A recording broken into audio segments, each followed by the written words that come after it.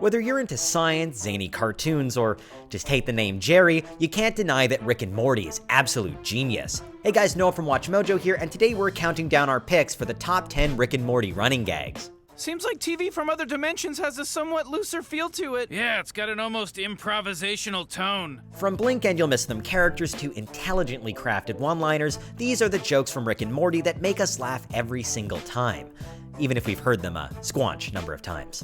All right, I like your squanch. With season 4 just around the corner, we're bringing back our weekly rundown of key details you might have missed from Sunday's episode. Be sure to check that out every Monday morning. Number 10, Rick's Burbs.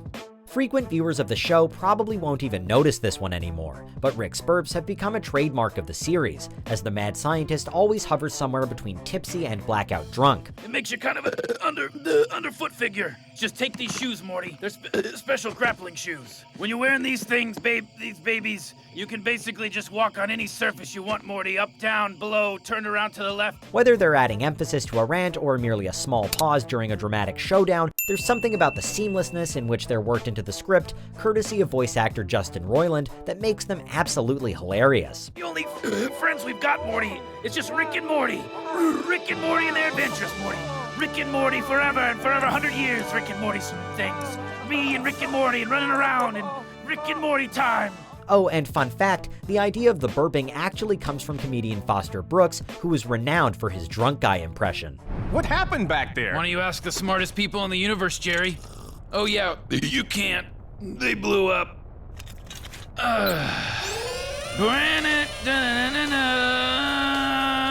Number 9, Plumbus. Everyone has a Plumbus in their home. Ah yes, the Plumbus. Everyone's got a Plumbus in their house, right? In the bedroom, kitchen, bathroom, what would we do without them?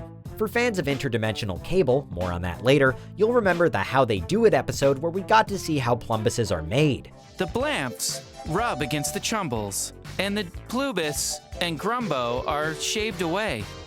That leaves you with a regular old Plumbus. I always wondered how Plumbuses got made. And when Steely revealed it as one of his finds on the Adventures of Steely show. Now let's look at all the stuff we got. We got a bag of Bobbish, that's 8 Rapples. We got a Plumbus, that's 6.5 Rapples. You can even get a Plumbus owner's manual included in the DVD or Blu-ray box of Season 2. Thank God for Plumbuses, right? Number 8, Rick belittling Jerry. You try to relax. Have you ever tried to relax? It is a paradox. We all know a Jerry, right? Always trying to pass the blame and throw other people under the bus. Well, one person who certainly sees Jerry for exactly who he is Rick, and he lets Jerry know at every given opportunity.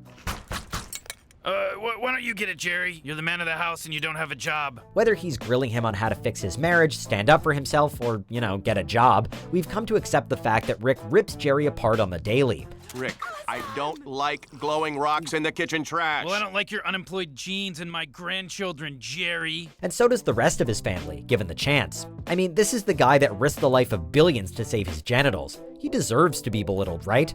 Anyway, that's enough on that. Get a job, Jerry. Report to the Ministry of Employment and you will be assigned a function.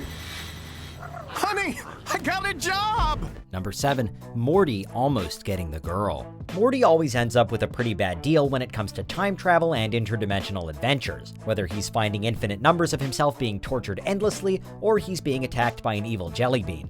Yikes. One thing that Morty consistently has trouble with, however, is the ladies. Hey, just so you know, I'm actually 14, so, What? not 12. Okay. Because he just said I was 12. Oh, good for you. For one reason or another, Morty always just misses out on the girls he likes, and it's usually Rick's fault. Hey, what the hell, Rick? What the hell? Man, I liked her. I really had something going there, Rick. Yes, so I heard. You dodged a bullet, Morty. Trust me. Even when he finds himself living out his wildest fantasies in his head or in another dimension, it doesn't take long for Rick to come along and burst his bubble. Oh, sweetie, I think you hit the wrong button. You didn't hang up. Huh. How about that?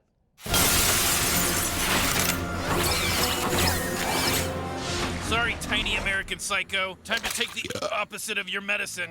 Number 6, that's it, Rick. I'm done. You know what, Rick? That's it. I'm done with these insane adventures. That was really traumatizing. I quit. I'm out! From one Morty-based entry to another, as we can't not shine a light on what Morty brings to the table as Rick's pocket rocket sidekick. Doubt, cynicism, nervousness, and a whole lot of groaning. It doesn't matter what adventure they're on, it's become a running theme of the show that Morty puts his foot down and tells Rick, "That's it, I'm done," or some variation on that, pretty much every episode. That's it, Rick! I'm taking the wheel! Get off of me, Morty! I'm taking charge of this situation, buddy! What's gotten into you? I'm pooped! If you love her so much, why do you stand marry around her? like some sort of dumb...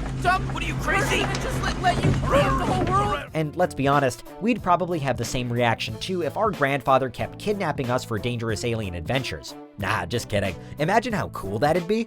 Number 5, hilariously weird character names. There's some seriously smart writing that goes into Rick and Morty. Not only the scientific aspect of it, but all of its obscure pop culture references too. That's what makes its simplistic alien and character names all the more jarring and hilarious. Morty, Bird person? you appear to be dying. I will make efforts to prevent this, but can promise nothing. Throughout each season, we're introduced to a variety of wacky personalities, many of which have deeply dark, political, or totally nonsensical agendas. Ironically, the one thing that stays consistent with each of them is their stupid names. Moopians, Bablusians, Gromflemites, heck, even Mr. Poopy Butthole and Bird Person. Ooh-wee! Whatever you want, Rick. We're here to help. Thanks, Mr. Poopy Butthole. I always could count on you. Sure, they could come up with sophisticated science-based names, but where's the fun in that? What do you mean you're having a party? Are some glib-globs from the third dimension going to come over and play cards or something? Glip-glop? You're lucky a Treflorkian doesn't hear you say that. Is that like their N-word? It's like the N-word and the C-word had a baby and it was raised by all the bad words for Jews. Number 4, alternate dimension Rick and Mortys. One of the best and worst things about exploring different dimensions is that you can encounter alternate versions of yourself. Sick 'em, boy! I don't wear this dang-damn hat and commit to this rural character so you can eat for free while you come of age? For someone as intelligent as Rick and as suggestible as Morty, that can be pretty dangerous. Regardless of the storyline, you never know when another version of Rick and Morty are going to appear and shake things up, or simply flash up in the background. There's Evil Eye-Patched Morty, Lizard Morty, Doofus Rick, the Council of Ricks, the list goes on. Jerry, you know this guy eats poop, right? Hey, I don't eat poop! You guys are always so mean to me! And yet somehow, our Dimension C-137 Rick and Morty always come out on top. It would go without saying that the Rickest Rick would have the Mortiest Morty. It would go without saying, huh? Number 3, weird universes. With time and space travel being a huge part of Rick and Morty, it's fair to say that there's a lot of scope for variation in its numerous universes, and the writers flex their creative muscles whenever they get the chance.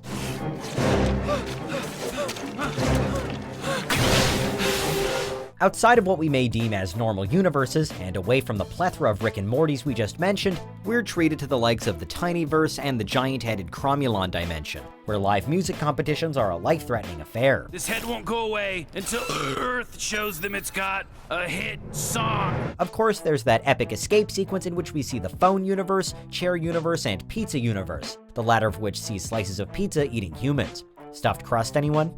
Yeah, I'd like to order one large person with extra people, please. White people. No. Black people and Hispanic on half. Number 2, Interdimensional Cable. Continuing our theme of skewed normality is a series of TV commercials, shows, and movies from other dimensions. I'm ants in my eyes, Johnson! Everything's black! I can't see a thing! Yep, we're talking about Interdimensional Cable. First seen in Season 1, it's become a pop-up joke that gives us an insight into what makes other beings tick elsewhere in existence, like the commercial for fake doors or the A-Team TV show ripoff Ball Fondlers. And how can we forget the hit action movie Two Brothers? Two brothers in a van, and then a meteor hit, and they ran as fast as they could from giant cat monsters, and then a giant tornado came, and that's when things got knocked into 12th gear. What really gives these TV spots charm are the semi-ad-libbed voiceovers, of which the likes of Justin Roiland can be heard cracking up in the background. It's the little bits that make it work. It's just tiny and fits right in. Fits right in. Little bits. We got tiny of lasagna, tiny pizza, tiny pie. Little tiny fried eggs. Oh shit, we got tiny people. Little bits. Before we continue, be sure to subscribe to our channel and ring the bell to get notified about our latest videos. You have the option to be notified for occasional videos or all of them. If you're on your phone, make sure you go into your settings and switch on notifications. Number 1, Wubba Lubba Dub Dub. Okay, so our number one spot doesn't go to just the one catchphrase of Rick's, but to all of them. Yeah, you know, he does have a lot of really weird made-up sounding catchphrases. Wubba Lubba Dub Dub! Ricky Ticky Taffy, bitch! And that's the way the news goes. Hit the sack, Jack. Uh-oh, somersault, jump. AIDS! And that's why I always say, shum shum, schlippity dop. Grass tastes bad. The enigmatic Rick is without a doubt the poster boy of the show, and one of the reasons for that is his genius. Another is his ridiculous crudeness and penchant for catchphrases. From the aforementioned Wubba Lubba Dub Dub to Shum Shum Schlippity Dop, the best thing about these is watching them be coined for the first time, firsthand. No more boxes. What? It just has a mop and some floor wax in it. Wubba Lubba Dub Dubs!